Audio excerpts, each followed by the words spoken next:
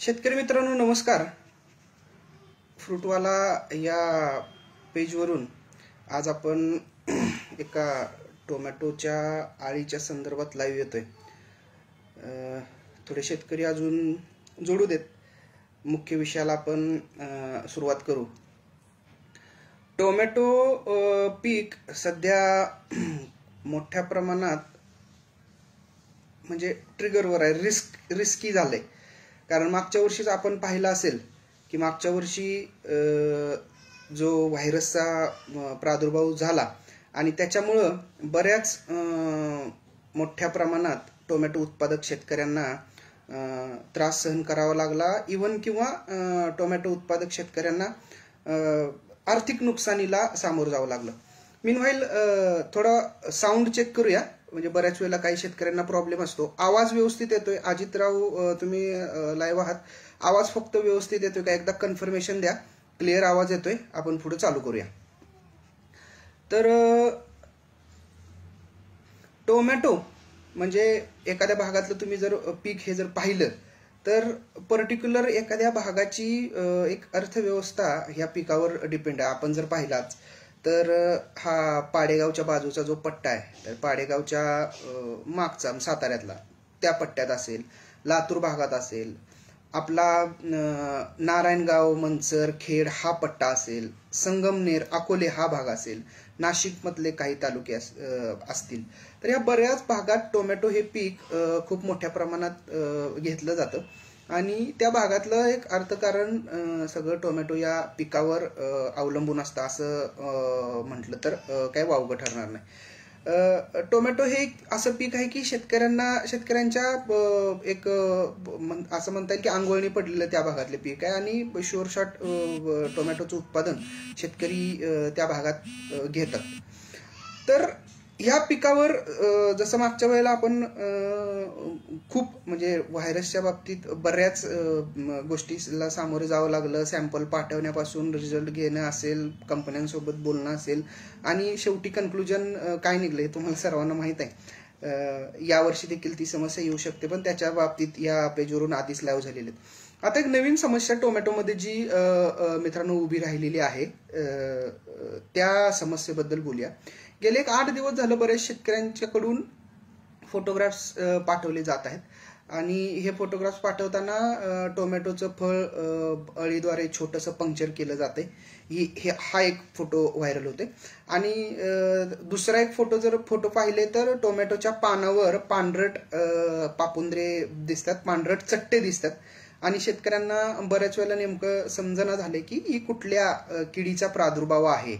तर आपण आपल्या टायटलमध्येच आज व्यवस्थित दिलंय की टुटा ॲप्सुलाटा म्हणजे टुटा नागाळी, ह्या नागाळीचा प्रादुर्भाव या टोमॅटो पिकावर झालेला दिसून येतोय आणि त्याचं व्यवस्थापन कसं करायचं तर याच्याबाबत आपण आज थोडक्यात माहिती पाहणार आहोत.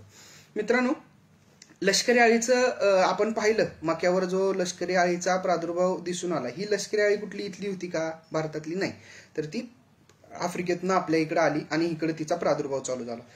ही टोमॅटोवरील टुटा जी नागाळी आहे तिला नागाळीच म्हणलं जातं. आपली एक सुरुवातीला सगळ्यात पहिला महत्वाचा फरक समजून घेऊया. आपल्या आत्ता पिकावर दिसणाऱ्या ज्या नागाळी आहेत त्यामध्ये कलिंगड असेल, खरबूज असेल, टोमॅटो असेल, ह्या पिकावर ज्या आत्ता नागाळी जी दिसते ती बारीक एकदम मायनिंग असतं तिचं, बारीक एकदम नागमोडी वळणं पानावर दिसतात. तर ही जी नागाळी आहे ती लिरिओमायझा ट्रायफोली ही नागाळी वेगळी आहे आणि आत्ता जे आपण पाहणार आहोत टुटा नागाळी ही नागाळी वेगळी आहे. ह्या दोन्हींच्या ऑर्डर्स पण वेगळ्या आहेत. ही आपली जी टुटा नागाळी आहे ती लेपिडोप्टेरा या ऑर्डर मधली आहे आणि लिरिओमायझा जी आपल्याला कॉमन आपल्या पानावर दिसते बारीक एकदम नागमोडी वळणं तुम्हाला दिसतं तर ती डिप्टेरा या ऑर्डर मधली आहे. तर त्यामुळं आपण हे पहिला फरक समजून घ्यायला पाहिजे की ही जी नागाळी आहे ही पूर्णपणे वेगळी आहे. ही भारतातली, हिचं कुळ भारतातलं आहे का? तर नाही. ही 2014 साली भारतामध्ये सगळ्यात पहिला इंट्रोड्यूस झाली आणि 2014 साली आपण जर पाहिलं तर पुण्याच्या जवळपास पुणे जिल्ह्यामध्ये तिचा प्रादुर्भाव सगळ्यात पहिला दिसून आला. ही जी नागाळी आहे म्हणजे टुटा नागाळी, तर ते टुटा नागाळीचा नेमका ओरिजिन नेमका तिचं उगमस्थान कुठं आहे, तर दक्षिण अमेरिकेतील पेरू हा जो देश आहे तो देश या अळीचा मुख्य उगमस्थान मानला जातो. आणि त्या पेरू या देशातनं नंतर युरोपमध्ये, आफ्रिकेमध्ये या किडीचा प्रसार झाला आणि नंतर आशियामध्ये देखील या किडीचा प्रसार झाला. या किडीला म्हणून तर south American tomato leaf minor असंही म्हणलं जातं किंवा टोमॅटो पिनवर्म, म्हणजे पिन सारखी छोटी होल फळावर केली जातात म्हणून या अळीला टोमॅटो पिनवर्म सुद्धा म्हणलं जातं. तर 2014 मध्ये पुण्याच्या आसपास जो एरिया आहे टोमॅटोचा, तर त्याच्यामध्ये खूप मोठ्या प्रमाणात या किडीचा प्रादुर्भाव दिसून आला. आमचे आदरणीय डॉक्टर SB खरवडे सर माझे गाईड होते. तर सरांनी या किडीच्या बाबतीत आणि डॉक्टर तांबोळी सर तर यांनी त्यावेळेला खूप चांगलं काम केलं. बऱ्या या किडीची ओळख असेल, शेतकऱ्यांना माहिती पोहोचवणे असेल, ॲग्रोनमध्ये पण आर्टिकल याच्या बाबत प्रसारित करण्यात आली. आणि नंतरच्या काळात खरबडे साहेब सरांचे जे विद्यार्थी होते त्यांना देखील एक रिसर्चसाठी म्हणून हे टॉपिक देण्यात आला आणि त्याच्यातनं खूप चांगली माहिती पुढे आल्या. आता कुठल्याही अळीचा ज्या वेळेला आपण नियंत्रण किंवा नियंत्रण म्हणता येत नाही, व्यवस्थापन म्हणजे पूर्णपणे 100% आपल्याला नियंत्रण कुठल्याही अळीचं मिळत नसतं किंवा निसर्गातनं ती काढून टाकणे शक्य नसतं. आता लष्करी अळी आली 100% काढून टाकणं शक्य आहे का? अजिबात नाही. काढून टाकून आपण शकत नाही. फक्त तिच्यासोबत आपण पिकाचं उत्पादन घेऊ शकतो. त्यासाठी आपण कुठला शब्द वापरतो तर व्यवस्थापन. किडीचं व्यवस्थापन जर आपल्याला करायचं असेल, त्या कीड असताना देखील आपल्याला जर उत्पादन चांगलं घ्यायचं असेल तर ह्याच्यासाठी आपल्याला काही गोष्टी लक्षात ठेवणं गरजेचं आहे. यासाठी मी माझ्या प्रत्येक लेक्चरमध्ये सांगत असतो की कुठलीही कीड असू दे, या किडीचं व्यवस्थापन करताना तिचं जीवनक्रम सगळ्यात पहिला समजून घेणं खूप गरजेचं आहे. जर आपल्याला त्या किडीचा जीवनक्रमच माहित नसेल, ती किडी येत्या कधी, खात्या कधी, तिचं लाईफ सायकल किती दिवसात पूर्ण होत्या आणि सुप्तावस्थेत किंवा कोशावस्थेत कधी जाते आणि तिचा पतंग शेतामध्ये कधी येते, तर ह्याच्यामध्ये जर आपल्याला ह्या गोष्टी जर माहित नसतील तर आपल्याला व्यवस्थापन करणं या किडीचं, कुठल्याही किडीचं खूप अवघड जातं. म्हणजे जर ती कीड कोशावस्थेत जात असेल एखाद्या सिच्युएशनला आपण औषध फवारणी करतोय तर त्यावेळेला काही उपयोग होत नाही. तर यासाठी या किडीच्या व्यवस्थापनासाठी तिचं लाईफ सायकल समजून घेणं खूप गरजेचं आहे. आता टुटा नागाळीचं जर बघितलं तर लाईफ सायकल कसं आहे, ही लेपिडोप्टेरा ऑर्डर मधली आहे. त्याच्यामुळं अळीवर्गीय किडी, ज्या अळीवर्गीय किडी असतात त्यामध्ये आता समजा टोमॅटो फळ पोकरणारी अळी असेल, त्याच्यामध्ये वांग्यामधली जी अळी असेल, ह्या सगळ्या अळीवर्गीय किड्या आहेत. आणि ह्यांचा जीवनक्रम जर बघितला तर आपण अंडी, अळी, कोश आणि पतंग या अवस्थामध्ये पूर्ण होतो. या अवस्थामध्ये या अळीचा जीवनक्रम म्हणजे टुटा नागाळीचा जीवनक्रम अंडी, अळी, कोश आणि पतंग या पूर्ण 4 अवस्थामध्ये पूर्ण होतो. आपण जर बघितलं तर अंडी अवस्था जवळपास 3 ते 6 दिवसाची असते. म्हणजे मादी पतंग काय करतो, तिच्या संपूर्ण जीवनक्रमात म्हणजे जीवनचक्र जे आहे त्या जीवनचक्रात 200 अंडी एक मादी पतंग घालतो. ते कुठं घातली जातात, कोवळ्या पानावर, कोवळ्या शेंड्यावर, फांद्यावर, कोवळ्या फांद्यावर घातली जातात. जिथं फळांचं देठ फांद्याला चिकटलेले असतात अशा ह्याच्यावर ही अळी, ही जो मादी पतंग आहे तो अंडी घालतो. ही अंडी जर आपण बघितली तर पांढऱ्या रंगाची आणि निमुळती असतात. म्हणजे आकारानं बघितलं तर ती निमुळती असतात आणि रंग त्यांचा तुम्हाला पांढरा दिसेल. ही अंडी अवस्था किती दिवस राहते शेतामध्ये? 3 ते 6 दिवसापर्यंत अंडी अवस्था राहते. नंतर 3 ते 6 दिवसानं अंडी उबवली जातात आणि अंडी उबवल्यानंतर त्याच्यातनं पांढरट रंगाची अळी बाहेर पडते की जिचं डोकं काळ्या रंगाचं असतं. आणि ज्यावेळेला अंड्यातून अळी बाहेर पडते त्यावेळेला लगेचच ती खायला जाते, खायला चालू करते पानात 2 पापुंद्र्यांच्या मध्ये शिरून. ही अवस्था सगळ्यात आपल्या दृष्टीने महत्वाची आहे. या अवस्थेमध्ये आपल्याला या किडीचं व्यवस्थापन आपल्याला अळी अवस्थेतच करायचं. ह्याच्या किती दिवस शेतामध्ये अवस्था टिकून राहणार आहे? 9 ते 14 दिवस. 9 ते 14 दिवसापर्यंत अळी अवस्था टिकून राहते. आता कोशावस्था. कोशावस्था म्हणजे ज्या वेळेला पूर्ण वाढ अळीची होते त्यावेळेला तिच्या पाठीवर गुलाबी रंगाची एक छटा दिसून येते. ही आपल्याला जर पूर्ण वाढ झालेली अळी ओळखायची असेल तर तिच्या पाठीवर गुलाबी रंगाची छटा आपल्याला दिसून येते. आणि ही गुलाबी रंगाची छटा ज्या वेळेला दिसते त्यावेळेला त्या अवस्थेनंतर अळी कोशावस्थेत जाणार आहे असं आपण समजायचं. ज्या वेळेला अळी कोशावस्थेत जाते तर ती कुठं जाते तर अळी कोशावस्थेत पानामध्ये, पानाच्या पापुंद्र्यामध्ये एकतर किंवा मग जमिनीमध्ये कोशावस्थेमध्ये जाते. कोश या अळीचं जर बघितलं आपण तर ते तपकिरी, गडद तपकिरी रंगाचे असतात आणि ही कोशावस्था 6 ते 12 दिवस आपल्याला 6 ते 12 दिवस शेतामध्ये कोशावस्था दिसून येते. आणि नंतरची जी अवस्था आहे ती पतंग अवस्था. ह्या पतंग अवस्थेमध्ये जर आपण बघितलं तर हे पतंग असतात, हे निमुळत्या आकाराचे 5 ते 6 मिलीमीटर असतात, आकाराने लहान असतात. 6 ते 8 दिवसापर्यंत ही पतंग अवस्था शेतामध्ये राहते. नर मादीचं मिलन होतं, परत अंडी घातली जातात, असा जीवनक्रम त्यांचा चालतो. एका वर्षात या किडीच्या किती पिढ्या तयार होतात? जवळपास 12 ते 14 पिढ्या या किडीच्या एका वर्षामध्ये तयार होतात. एका शेतामध्ये समजा जर कंटिन्युअस टोमॅटो घेत असेल तर अशा शेतामध्ये समजा त्या भागामध्ये 12 ते 14 पिढ्या तयार होतात. आणि एक लाईफ सायकल म्हणजे एक जीवनचक्र पूर्ण व्हायला जवळपास 21 ते 27 दिवस लागतात. थंडीमध्ये हा कालावधी वाढू शकतो. थंडीमध्ये हा कालावधी 35 दिवसापर्यंत पोहोचू शकतो. जनरल जर बघितलं तर 21 ते 27 दिवसाच्या आसपास या किडीचा जीवनक्रम पूर्ण होतो. आता ही कीड फक्त टोमॅटोमध्येच दिसते का? तर ही कीड टोमॅटोमध्ये तर दिसते, ब्रिंजल किंवा म्हणजे वांग, बटाटा या यजमान वनस्पतीवर देखील या किडीचा प्रादुर्भाव दिसून आला. म्हणजे हे पण त्याच्या होस्ट रेंजमध्ये आहे. म्हणजे ज्या भागामध्ये समजा आता नारायणगाव, मंचर ह्या भागामध्ये टोमॅटोही घेतलं जातं आणि बटाटाही घेतला जातो, तर अशा ठिकाणी आपण टोमॅटो ज्या भागामध्ये लागवड केली जाते तर त्या भागामध्ये ब्रिंजल म्हणजे वांग किंवा पोटॅटो ह्याची जर लागवड केली जात असेल तर याच्यावर पण आपण लक्ष ठेवणं गरजेचं आहे. आता या किडीची प्रादुर्भावाची लक्षणे काय आहेत? ज्यावेळेला अंड्यातून आळी बाहेर पडते, ती अंड्यातून आळी बाहेर पडताच ही आपल्याला नुकसानकारक अवस्था. ह्याच्यामध्ये ती पानामध्ये शिरते आणि दोन्ही पानाच्या आवरणातील हिरव्या ज्या पेशी असतात त्या पेशी ती पूर्णपणे खाऊन टाकते. बऱ्याच वेळेला या किडीचा प्रादुर्भाव फांदीमध्ये आणि फळामध्ये देखील आपल्याला दिसून येतो. पानावर तुम्ही जर बघितलं, ज्यावेळेला पानावरती खाते त्यावेळेला अनियमित आकाराचे असे पांढरट चट्टे तुम्हाला दिसून येतात. आणि हे असे पांढरट चट्टे जर दिसत असतील तर त्यावेळेला आपल्या पिकावर, टोमॅटोवर या तुटा नागाळीचा प्रादुर्भाव झालाय असं समजून जायचं. कोवळ्या फांद्यामध्ये देखील या किडीचा प्रादुर्भाव आपल्याला काही अवस्थेमध्ये दिसून येतो. फळं ज्या वेळेला तयार होतात तर हिला मी सुरुवातीला म्हटलं पिनवम म्हटलं जातं. ते फळामध्ये वरच्या सालीमध्ये, वरच्या भागामध्ये ह्या किडी होल तुम्हाला दिसून येतील.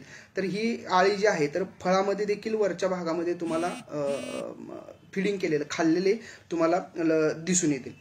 ही जी सगळी गोष्ट आहे म्हणजे फळावर जर तिचा प्रादुर्भाव झाला तर अल्टिमेटली बाजार मूल्य पिकाचं कमी होते आणि पिकाचं नुकसान, आपल्या आर्थिक नुकसान होते. आणि ह्या आर्थिक नुकसानामुळे ही जी फळं आपण मार्केटमध्ये जर घेऊन गेलो तर बऱ्याच वेळेला ही तुटानं इन्फेक्ट केलेली फळं बऱ्याच वेळेला टोमॅटो फळ पोखरणारे आळे आहे असे समजलं जातं आणि आपल्या पिकाचं जे मिळणारं मूल्य आहे ते कमी मिळतं. किडकी फळं आहेत म्हणून बाजार पाडले जातात.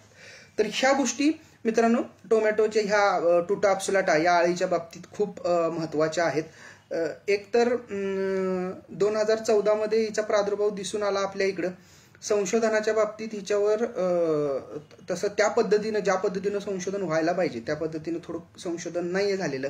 म्हणजे लेबल क्लेमच्या बाबतीत पण या किडीच्या बरेच इश्यू आहेत. जे ॲडॉक लेबल क्लेम आहेत, विद्यापीठांच्या मार्फत ज्या औषधं सुचवली जातात, संशोधनाच्या बाबतीतनं जी औषधं बाहेर आलेली आहेत रिसर्च मुलं करून, तर त्या बाबतीतनं जी औषधं आलेत ती मी आज तुम्हाला सजेस्ट करणार आहे.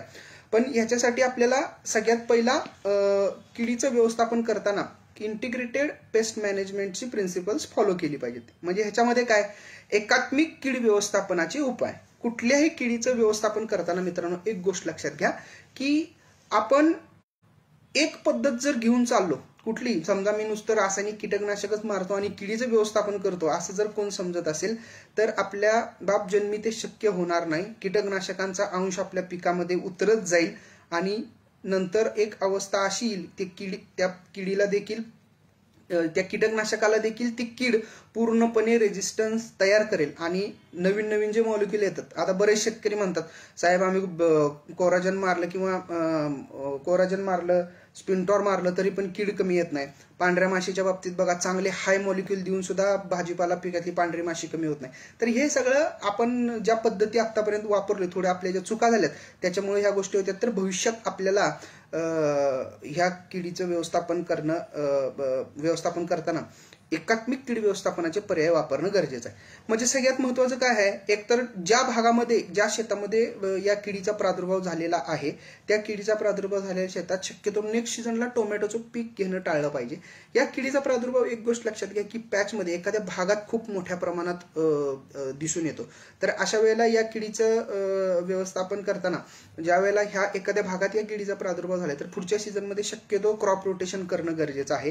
जे टोमॅटोचे क्रॉप रेसिड्यू निघतात, म्हणजे टोमॅटो काढल्यानंतर ज्या टोमॅटोच्या फांद्या वगैरे निघतात किंवा टोमॅटोची जी झाडं निघतात ती शेताच्या बांधावर बऱ्याच वेळेला टाकली जातात. तर अशा वेळेला ह्या क्रॉप रेसिड्यूचं मॅनेजमेंट व्यवस्थित करणं गरजेचं आहे. जर ज्या भागामध्ये प्रादुर्भाव दिसत असेल ज्या शेतामध्ये आणि त्यातले जर हे रेसिड्यू आपण असेच बांधावर ठेवले तर त्या सुप्तावस्थेमध्ये कोशावस्थेमध्ये तिथं राहतात आणि परतच्या सीझनला प्रादुर्भाव दिसून येतो. तर ह्या गोष्टी आपल्याला फॉलो करणं गरजेचं आहे.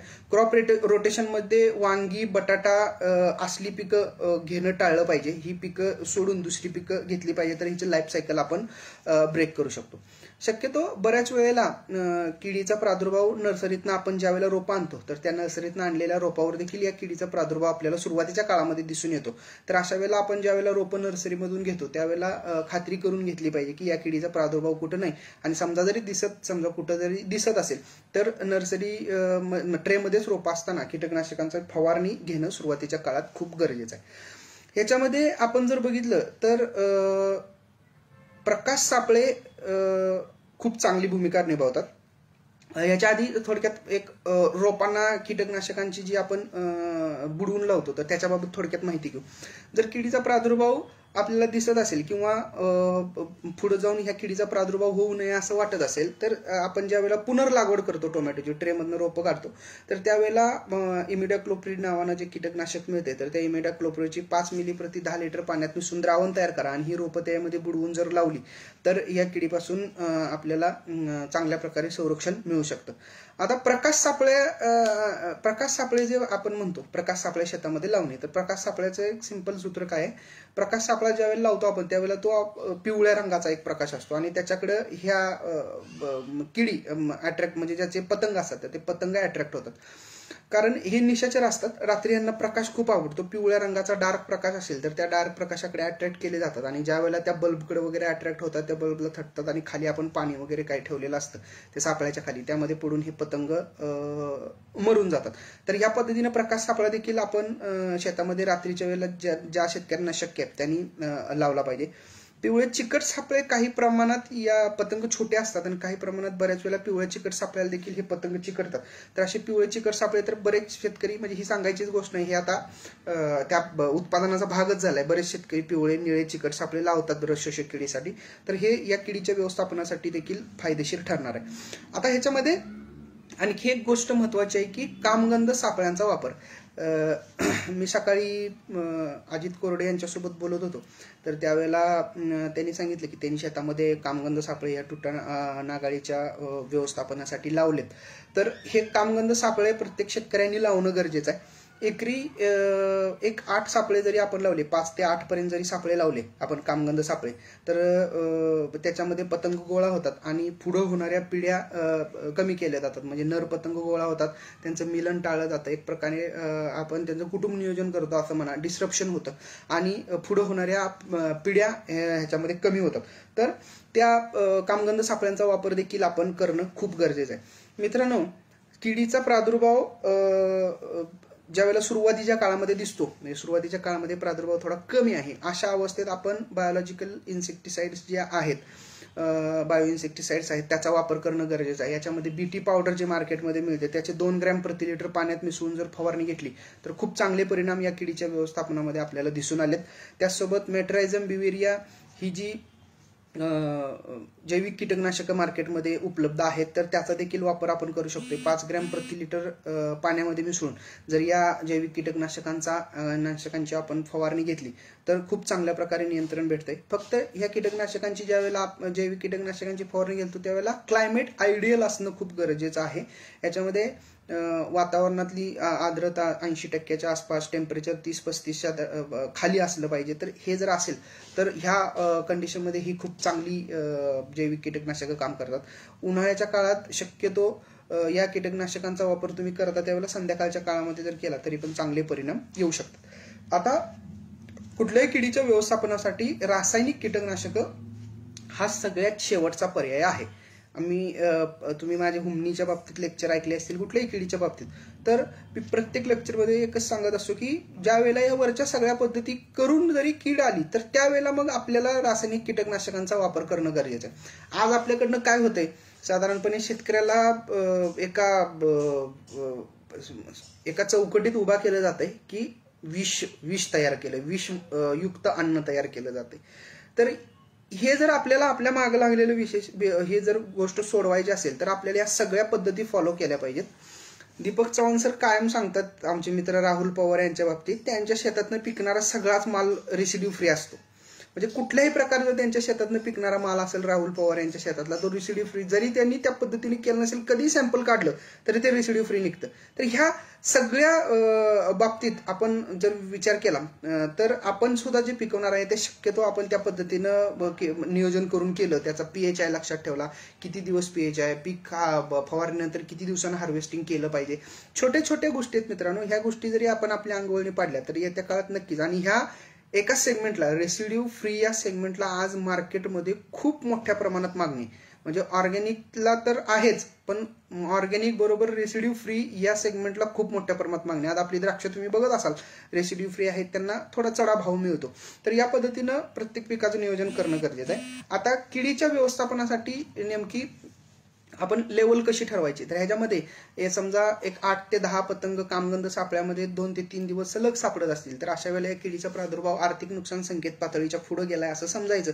आणि या किडीच्या व्यवस्थापनासाठी आपण खालील कीटकनाशकं वापरू शकता. याच्यामध्ये इंडोजा कार्प कंटेंट असलेले कीटकनाशक आहे. त्याचा 500 मिली हेक्टरी डोस आहे. म्हणजे जवळपास जर आपण पाण्याच्या दृष्टीनं लिटरच्या प्रमाणात जर विचार केला, इंडोजा कार्प 15.8 EC, तर त्याचा आपण जवळपास 1 मिली 1 लिटर पाण्याला या प्रमाणात मिसळून फवारणी घेऊ शकताय.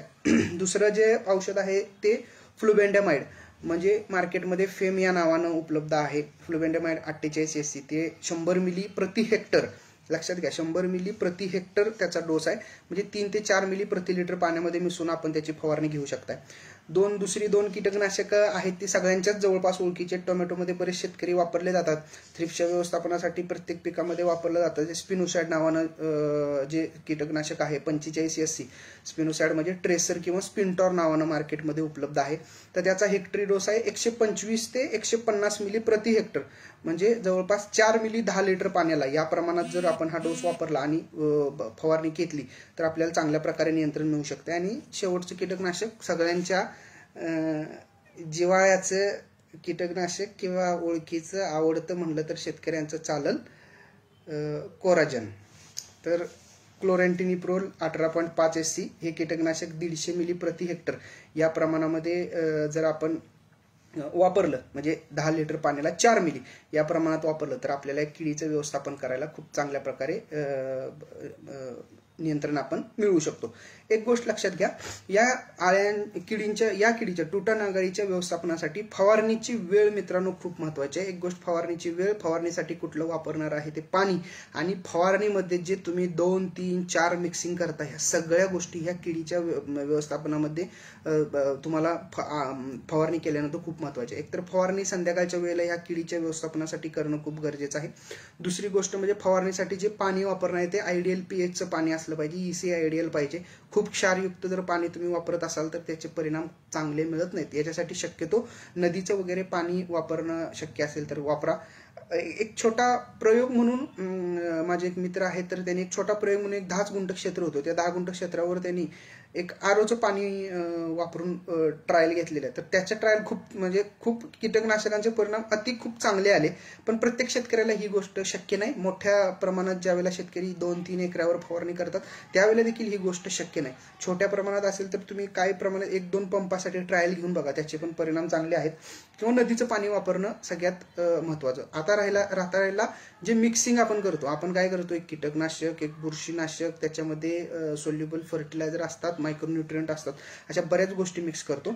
शक्यतो मित्रांनो लक्षात घ्या, 1-2 मिश्रणापर्यंत आपण कॉम्पॅटेबिलिटी त्याची ठेवू शकतो. म्हणजे कीटकनाशक बुरशीनाशक शक्यतो एकामेकांसोबत कॉम्पॅटेबल असतात. त्यामध्ये पण काही कॉपर बेस आहेत ते नाहीत कॉम्पॅटेबल, तर त्याचे चार्ट तुमच्याकडे असतीलच, नसले तर ह्या पोस्ट खाली आपण देण्याचा प्रयत्न करू. तर शक्यतो ह्या कीटकनाशकांची जी आपण फवारणी घेणार आहे ती सेपरेट फवारणी घ्या. चांगलं स्प्रेडर त्याच्यामध्ये वापरा. आणि ज्यावेळेला टोमॅटोची बाग मोठी होते, कमरेच्या वर झाडं लागायला लागतात, त्यावेळेला अशा वेळेला एसटीबीच्या साह्यानं फवारणी घ्या. पूर्ण खालीपर्यंत औषध गेलं पाहिजे, याची आपण काळजी घेतली पाहिजे. आता हे 3-4 कीटकनाशक सांगितली ह्या पोस्टमध्ये. मी आता कॉमेंट बॉक्समध्ये बघतोय बऱ्याच शेतकऱ्यांचे प्रश्न आहेत. प्रत्येक जण आपल्या पद्धतीने कीटकनाशक सुचवत आहेत. मी आता जे कीटकनाशक सुचवली ते माझ्यासोबत मी ज्यावेळेला PhD करत होतो, तर PhD करताना माझा एक ज्युनियर होता धनंजय. तर धनंजयचा PhDचा रिसर्च टॉपिक हा होता. आणि त्याच्यासोबत काम करताना त्यावेळेला आम्हाला चांगली कीटकनाशकं जी जाणवलेत, आणि ॲडॉक लेबल क्लेममध्ये पण विद्यापीठाच्या आहेत, तर ही कीटकनाशकं आहेत. तर ह्या कीटकनाशकांचा शक्यतो वापर करा. आळीवर्गीय किडीच्या व्यवस्थापनासाठी बरीच अजून कीटकनाशकं मार्केटमध्ये उपलब्ध आहेत, तर त्याचा देखील वापर शेतकरी स्वतःच्या अनुभवानुसार करत आहेत. पण प्रत्येक कीटकनाशकांचा वापर फायदेशीर ठरतोच असं नाही. तर आपल्याला ज्या पद्धतीनं अनुभव आहे त्या पद्धतीनं वापरा. फक्त लेबल क्लेमचे ह्याच्यामध्ये बरेच इश्यू आहेत, कारण शक्यतो कीटकनाशकं लेबल क्लेममध्ये ह्याच्यासाठी नाही आहेत. त्यामुळे हे 2-3 कीटकनाशक सांगितलं की ह्याचा जरी आपण वापर केला तर नक्कीच आपल्याला नियंत्रण चांगल्या प्रकारे मिळू शकते. तर ही झाली पूर्ण या किडीच्या बाबतीतली माहिती. तर जवळपास आपला एक 25-26 मिनिटं लाईव्ह झालाय. एक 10-15 मिनिटात शेतकऱ्यांच्या बरेच प्रश्न आलेले आहेत, तर ते बरेच प्रश्न आपण थोडक्यात बघूया. सगळ्यात महत्त्वाचा प्रश्न शेतकऱ्यांचा एक आहे की बेनिवियाच्या बाबतीत शेतकऱ्यांनी बऱ्याच प्रश्न विचारलेले आहेत. तर बेनिवियाचा ह्या किडीसाठी ह्या किडीच्या उपयोगा होईल का, काही बऱ्याच शेतकऱ्यांनी विचारले. तर त्याच्याबाबत आपण थोडक्यात माहिती घेऊया. बेनिविया हे एक असं कीटकनाशक आहे, मी त्याच्याबद्दल एक थोडक्यात माहिती लिहिलेली आहे, ती तुम्हापर्यंत पोचली पण असेल, पण त्याबद्दल मी अजून माहिती सांगतो. बेनिविया एक ऑइल डिस्पर्शन या गटातलं एक नाविन्यपूर्ण कीटकनाशक आहे. नवीन मॉलिक्यूल आहे. किडीच्या मांसपेशीच्या कार्यक्षमतेला हे बाधित करतं. आणि क्रॉस स्पेक्ट्रम के असेल त्यामुळे रसशोषक किडी आणि पाने खाणाऱ्या किडींचे, म्हणजे दोन्ही प्रकारच्या किडींवर या कीटकनाशकाचं मुळे नियंत्रण भेटतं. टोमॅटोमध्ये जर आपण बघाल तर टोमॅटोमध्ये हे शिफारसीत आहे. एकतर लेबल क्लेम आहे टोमॅटोला, त्याच्यामध्ये नागाळी असेल, पण नागाळी कुठली आपली ती सुरुवातीला जी पडते आपली कॉमन नागाळी, आपल्याकडची नागाळी, तर त्या नागाळीसाठी फुलकिडे, पांढरी माशी, मावा या किडीच्या व्यवस्थापनासाठी 360 मिली प्रति एकर या प्रमाणात आपण फवारणी घेतली तर टोमॅटोमध्ये या किडीच्या व्यवस्थापनासाठी फायदा होतो. या टुटा नागाळीमध्ये देखील नागाळीच्या व्यवस्थापनासाठी तसे काही जास्त संशोधनपर पेपर सापडत नाहीत या बेनिवियाच्या बाबतीत. पण या हंगामात काही प्रमाणात ट्रायल्स घेऊन शेतकऱ्यांनी थोडं बघावं किंवा कंपनी प्रतिनिधींशी थोडीशी चर्चा केली तर आपल्याला समजून जाईल की ह्या किडीचे व्यवस्थापन होते का. पण ह्या पाने खाणाऱ्या आळ्या किंवा आळीवर्गीय किडीच्या व्यवस्थापनासाठी देखील याचा उपयोग होतो. तर आपल्याला बेनिवियाचा देखील चांगले परिणाम या किडीच्या व्यवस्थापनासाठी आपल्याला नक्कीच दिसून येतील. तर त्या पद्धतीने बेनिविया तर बरेच शेतकरी वापरतात. आता सुरुवातीच्या काळात 2 स्प्रे त्याच्या सुरुवातीच्या लवकरच्या वाढीच्या अवस्थेत दिले जातात, तर त्यामुळं त्याचा फायदा शेतकऱ्यांना नक्की होईल. आता बाकीचे काही प्रश्न आलेले आहेत ते आपण बघूया.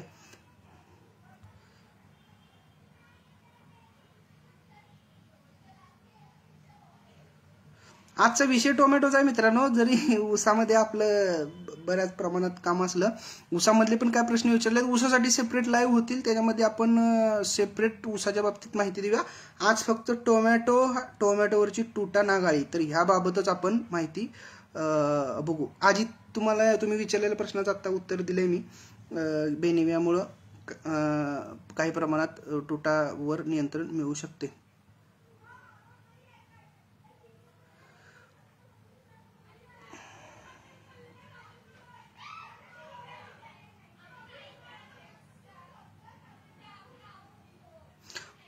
प्रीतम कानडे यांचा प्रश्न आहे, व्हॉल्यूम फ्लॅक्सीने या नाग अळीवरती नियंत्रण होते का? व्हॉल्यूम फ्लेक्सीची शिफारस आहे टोमॅटोमध्ये, तर काही प्रमाणात या किडीचे व्यवस्थापन त्याच्यामुळे देखील होईल, पण तशी शिफारस तर व्हॉल्यूम फ्लेक्सीची नाहीये.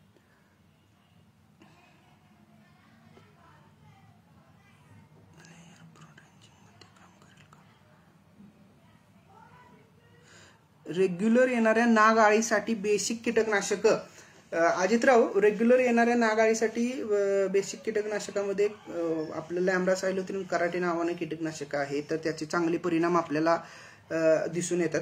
आणि जसं मी सांगितलं तसं स्पिनोसॅड किंवा ट्रेसर किंवा स्पिनटॉर, तर ह्याचे खूप सुंदर परिणाम शेतकरी मित्रांना दिसतात. आणि फुलकिडे असतील म्हणजे थ्रिप्स असतील किंवा ह्या अळ्या असतील याचं पण नियंत्रण चांगल्या प्रकारे होतं, तर त्याचा आपण वापर करू शकता. फ्लुबेंडामाइडचे केमिकल, फ्लुबेंडामाइड भाऊ नांगरे दादा यांचा प्रश्न आहे. फ्लुबेंडामाइड मार्केटमध्ये फेम नावानं उपलब्ध आहे. 3 ते 4 मिली प्रति 10 लिटर पाण्यात असा त्याचा डोस आहे. गणेश तुप्पे पाटील यांचा प्रश्न आहे, सर मिरचीवर थ्रिप्स आहे माझ्यावाल्या. मिरचीच्या थ्रिप्ससाठी दादा रिजेंट नावानं जे कीटकनाशक उपलब्ध आहे त्याचा वापर करा. कराटेचे रिझल्ट चांगले आहेत. स्पिनोसॅड पण तुम्ही त्याचे वापरू शकताय. टरबुजाची माहिती सेपरेट व्हिडिओ बनवू आपण, त्याच्यामध्ये सांगू. महेश बर्गे आहेत आमचे मित्र, त्यांचा प्रश्न आहे, टोमॅटो पिकावर अतिप्रमाणात वाढणारी कीड रोग हे चुकीच्या पद्धतीने अन्नद्रव्याचा वापर, चुकीचे फवारणी यामुळे होतात का? काही प्रमाणात तुम्ही म्हणता त्या प्रश्नामध्ये तथ्य आहे. जर नत्रयुक्त खतांची मात्रा आपण जास्त प्रमाणात जर वाढवली तर त्यामुळे पीक लुसलुशीत होतं सुरुवातीच्या काळात, आणि रसशोषक किडींचा प्रादुर्भाव खूप मोठ्या प्रमाणात या पिकावर होतो. तर त्यामुळे संतुलित अन्नद्रव्य व्यवस्थापन किंवा एकात्मिक अन्नद्रव्य व्यवस्थापन याबाबत मागे आपल्या ओम सरांचा व्हिडिओ झालाय, त्या पद्धतीने जर आपण व्यवस्थापन केलं, पिकामध्ये जास्त प्रमाणात कोवळकी लुसलुशीतपणा नाही आला, तर अशा वेळेला या किडींचा प्रादुर्भाव खूप कमी प्रमाणात होतो. यासाठी सिलिकॉनचा वापर खूप फायदेशीर ठरतो. तर सिलिकॉनचा वापर अशा पिकामध्ये करणं गरजेचं आहे. खूप महत्त्वाचा प्रश्न विचारलाय गोरख पवारांनी, माझ्या आवडीचा प्रश्न आहे, निमॅटोडच्या व्यवस्थापनासाठी काय केलं पाहिजे? महत्त्वाचा प्रश्न आहे. निमॅटोडच्या व्यवस्थापनासाठी मित्रांनो एक सगळ्यात महत्त्वाची गोष्ट म्हणजे हा हिडन एनिमी आहे, डोळ्यानं न दिसणारी कीड आहे. आपल्याला शेतामध्ये मातीमध्ये डोळ्यानं निमॅटोड उघड्या डोळ्यानं बघू शकत नाही आपण, त्याला मायक्रोस्कोप खाली पाहावं लागतं. तर ह्याच्या व्यवस्थापनासाठी सगळ्यात महत्त्वाचे म्हणजे पिकाची फेरपालट करणे. निमॅटोड गाठी करणारा निमॅटोड, मुळावर गाठी करणारा निमॅटोड कशा देतो? वांगी, टोमॅटो, मिरची, भेंडी, सर्व वेलवर्गीय, त्यामध्ये कलिंगड, खरबूज, काकडी, सगळी, भोपळा, दोडका, सगळ्या पिकावर ह्या निमॅटोडचा प्रादुर्भाव दिसून येतो. अशा पिकांची लागवड करणं टाळलं पाहिजे. सिरियल्स म्हणजे त्याच्यामध्ये तुम्ही ज्वारी, बाजरी, मका असली पिकं असतील किंवा ह्या पिकांची फेरपालट घेणं गरजेचं आहे. अशा पिकामध्ये तुम्ही अशा शेतामध्ये जिथं निमॅटोडचा प्रादुर्भाव, ज्या शेतामध्ये मोनोकल्चर आहे, कंटिन्युअस पिकं घेतली जातात, त्यामध्ये ही पिकं घेतली जातात, तिथं निमॅटोडचा प्रादुर्भाव दिसून येतो. अशा शेतामध्ये तुम्ही झेंडूची लागवड करणं एखाद्या हंगामात खूप गरजेचं आहे. एखाद्या हंगामात झेंडूची लागवड करा. झेंडूच्या मुळापासून जे अल्फा टर्फेनिल स्त्रवतं त्याच्यामुळे ते निमॅटोडसाठी हानिकारक आहे आणि निमॅटोडचं कंट्रोल तुम्हाला मिळतं. शक्यतो प्रत्येक पिकामध्ये जर अशी पिकं घेत असाल तर मध्ये आधी पाटाला जिथं शक्य आहे असं मध्ये आधी झेंडूची झाडं तुम्ही लावणं गरजेचं आहे. तर ह्या पद्धतीने नियोजन करा. जर तुमच्या शेतामध्ये निमॅटोड आलाच असेल तर त्याच्यामध्ये ट्रायकोडर्मा असेल, सुडोमोनास असेल, याचे परिणाम खूप चांगले आहेत. बॅसिलस फॉर्मास नावाचा नवीन बॅक्टेरिया आहे, त्याचे पण परिणाम खूप चांगले आहेत निमॅटोडच्या व्यवस्थापनासाठी. आणि आता मार्केटमध्ये काही ट्रू निमॅटिसाइड्स उपलब्ध आहेत, निमिट्स नावानं असतील किंवा बायरचं एक बायरचे व्हॉल्यूम नावानं आहे, मी त्याचं नाव विसरलो, बायरचे उपलब्ध आहे. तर त्या निमॅटिसाइडची आपण वापर करू शकता, तर त्याचे परिणाम चांगले मिळतील. खूप छान माहिती, धन्यवाद. खूप दिवसांना आज एखाद्या वेगळ्या विषयावर शेतकऱ्यांसोबत चर्चा करता आली. तसा कोर सब्जेक्ट माझा एंटोमॉलॉजी आहे. ऊस क्षेत्रामध्ये गेल्यापासून बऱ्याच प्रमाणात थोडं तिकडं जास्त ओढा वाढला, पण किडीच्या व्यवस्थापनाच्या बाबतीत मी कायमच हुमणीचं व्यवस्थापन असेल, बाकी लष्करी अळीचे व्यवस्थापन असेल, त्यामध्ये कायमच इंटरेस्टिंगली शेतकऱ्यांना माहिती देण्याचा माझा प्रयत्न असतो. तर त्या पद्धतीने आपण किडीचं व्यवस्थापन करा. मकावाला खूप प्रमाणात आळी आली आहे. दादा मक्याच्या बाबतीत तुम्हाला आर्टिकल देतो इथं, त्याचा वापर करा. मक्याच्या व्यवस्थापनासाठी तुम्हाला सुरुवातीच्या काळात कराटेचा वापर करा. जर चाऱ्यासाठी घालणार असाल तर कमीत कमी 1 महिनाभर किंवा एक 20-25 दिवस तरी कीटकनाशकाची फवारणी आधी नाही केली पाहिजे. चाऱ्याला ज्या वेळेला कापणार आहे त्याच्या आधी 20-25 दिवस फवारणी पूर्ण झाली पाहिजे. कीटकनाशकाची फुलपंजावर काही वाईट, कीटकनाशकांनी फुलपंजावर काही वाईट परिणाम होतो का? होत नाही शक्यतो फुलपंजावर, कारण प्रत्येक स्टेजला त्या कीटकनाशकांची ट्रायल घेतलेली असते, त्यामुळे असं काही होत नाही. फ्लॉवरिंग स्टेजला आकाश पाटील साहेब बेनिविया स्प्रे केलं तर चालेल का तुम्ही विचारताय? शक्यतो नाही. 15-25 दिवस किंवा 18-28 दिवस ह्या रेंजमध्येच ह्या बेनिवियाचे स्प्रे घ्यावं अशी शिफारस आहे. बेनिवियानं फुलाच्या अवस्थेत बेनिविया वापरायचंच नाही मित्रांनो. सर सिलिकॉनचा वापर रेग्युलर ठेवला तर किडीचा प्रादुर्भाव कमी होऊ शकतो का? आशिष गवारी साहेब, सिलिकॉनचा वापर बेसल डोसमध्ये करा आणि स्प्रेमधनं पण करू शकता. त्याच्यामुळे थोड्या प्रमाणात पानं आपली थोडी जाड होण्यास मदत होते, त्यामुळे प्रादुर्भाव आपण रसशोषक किडींचा कमी ठेवू शकतो. प्लिथोरा आदामाचे चालेल का टुटा अळीसाठी? प्लिथोरा चालेल, आपण त्याचा पण फवारणी करू शकता. माझा मोबाईल नंबर आहे 8275391731, 8275391731. फेसबुकवर डॉक्टर अंकुश जालिंदर चोरमुले या नावाने माझी प्रोफाईल आहे, तिथं पण तुम्ही मला फॉलो करू शकताय. डेलिगेटचं खूप छान रिझल्ट आहे सोनवणे साहेब. बरोबर, स्पिनोसाइड जे सांगितलंय त्याच ग्रुपमधलं पुढचं डेलिगेट स्पिनोटोराम हे कीटकनाशक आहे, त्याचे पण रिझल्ट खूप चांगले येतील. हा, गणेश नाझिरकर यांचा चांगला प्रश्न आहे. पाणी कडू करणारे औषध जसे नीम ऑइल किंवा दायर या सारखे औषध वापरले चालतील का? नक्की चालतील. नीम ऑइल हे रिपेलंट म्हणून काम करेल किंवा अँटीफिडंट म्हणून काम करेल. कडू असल्यामुळे एकतर खाल्लं जात नाही किंवा दूर किडी लोटल्या जातात, तर त्याचा वापर देखील रेग्युलरच्या स्प्रेच्या शेड्यूलमध्ये नक्की ठेवला पाहिजे. शिवाजी पांगे यांचा प्रश्न आहे, खरबूजवरची नागाळी लवकर यावेळेस गेली नाही. आता ह्याच्या मागची आपल्याला कारण खूप शोधावे लागतील शिवाजीजी. जसं मी मगाशी म्हणलं तसं कंटिन्युअस जर खरबूज कलिंगड असेल आणि त्यावर आपण फवारणी घेत असू तर त्या किडीमध्ये रेजिस्टन्स येण्याची शक्यता असते. नागाळी कशामुळे येते ह्याचं काही स्पेसिफिक कारण नाही दादा, कारण पिकावरले किडी आहेत त्या भागामध्ये असतात आणि ज्या वेळेला होस्ट तयार होतात त्यावेळेला त्या किडीचा प्रादुर्भाव आपल्याला दिसून येतो. डेलिगेट नुआन औषध वापरचे 100% रिझल्ट आहेत सोनवणे साहेब म्हणतात. एकतर डेलिगेट हे एक खूप ऍडव्हान्स फॉर्म्युलेशन मधले कीटकनाशक आहे आणि नुआन हे जे कीटकनाशक आहे हे रेड ट्रँगल मधलं आहे. अशा रेड ट्रँगल मधल्या कीटकनाशकांचा वापर टाळा. स्वतःहून कुठल्याही 2 कीटकनाशकांचं मिक्सिंग करू नका. ह्याच्यामुळेच रेसिड्यूचे आपल्याला जास्त समस्या येते. नुआन एकतर मित्र किडींच्यासाठी सुद्धा खूप हानिकारक आहे. तर अशा पद्धतीनं कीटकनाशकांचे कॉम्बिनेशन करताना स्वतःच्या डोक्याने शक्यतो करू नका. मार्केटमध्ये ऑलरेडी मिळत आहेत ते वापरा, नाही तर एकच कीटकनाशक चांगल्या माणसाच्या सल्ल्याने किंवा तुमच्या अनुभवानुसार वापरा, पण अशा 2-2 कीटकनाशकांची अजिबात मिक्सिंग करू नका. मिठाचा वापर फवारणीसाठी केला तर चालेल का? उल्हास साहेब यांचा प्रश्न नका करू, कारण त्याच्या संदर्भात फिक्स असे काही रिझल्ट नाहीत. त्याच्यामध्ये कुठलं कीडनाशक गुणधर्म नाहीयेत, त्यामुळे त्याचा वापर तुम्ही करू नका. विकास सोमसे, तुमचा प्रश्न मी वाचलाय. शक्य असेल तर माझा नंबर दिलाय त्याच्यावर फोटोग्राफ सेंड करा आणि एक झाड उपटून पहा. त्याच्यामध्ये तुम्हाला जर मुळावर काठी वगैरे दिसतात का बघा, त्यानुसार तुम्हाला नियोजन पुढचं सांगतो.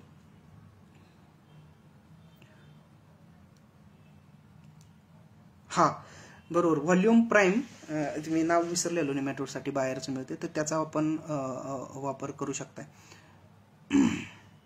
CMV वर बोललेत दादा ऑलरेडी. आजचा विषय स्पेसिफिक आहे, त्या स्पेसिफिक विषयावर आपण बोलूया.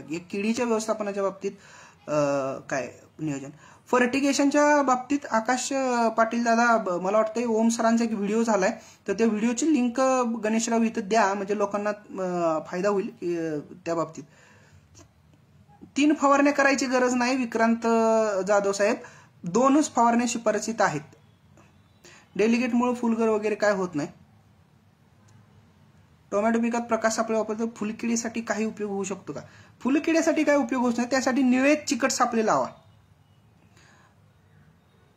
फेरोमोन ल्युअर ट्रॅपचे पण काय नेमकं म्हणलं ते काय समजत नाही सर. टोमॅटोवर येणारा करपा रोखण्यासाठी त्यासाठी सेपरेट सेशन होईल.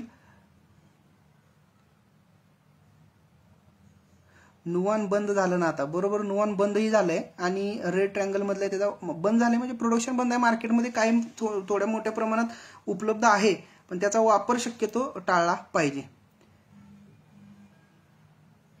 हरभरा कधी गाडावा फुलकर? हरभरा घाटेच्या अवस्थेत गाडा.